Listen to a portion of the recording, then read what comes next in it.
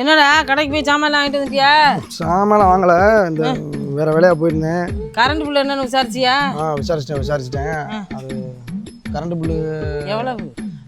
8000 ரூபா. நான் என்ன பண்ணுவேன்? 8000மா? அத்தை ஃப்ரிட்ஜ்ல எடுத்து இப்படி தண்ணியை ஊத்தி கிடக்கு. அதெல்லாம் ஆஃப் பண்ணிட்டேன். ஃப்ரிட்ஜ் எல்லாம் நீ யூஸ் பண்ணாதீங்க, கரண்ட் பில்லு கிண்ணுன்னு ஏறும். ஓ என்னடா இப்படி வேகுது? கரண்ட் பில்லு 8000 ரூபா வந்துருச்சு. சை, பொழுதுக்கும் போன் யூஸ் பண்ணிக்கிட்டே இருந்தா கரண்ட் பில்லு ஏறாம என்ன பண்ணும்? அத்தை பாப்பா ஆய் போயிட்டான், தண்ணி வரல, மோட்டரை போடுங்க கொஞ்சம். இவர்கிட்ட குண்டி அழுகுறதுக்கு 1.5 பானை தண்ணி வேணுமாக்கும். ராத்திரி பொழுத ஓட்டுங்க, காலையில மோட்டர் போட்டுக்கலாம். அவனுக்கு ஓகே, உங்களுக்கு எப்படி நியூஸ் பேப்பர் தானா?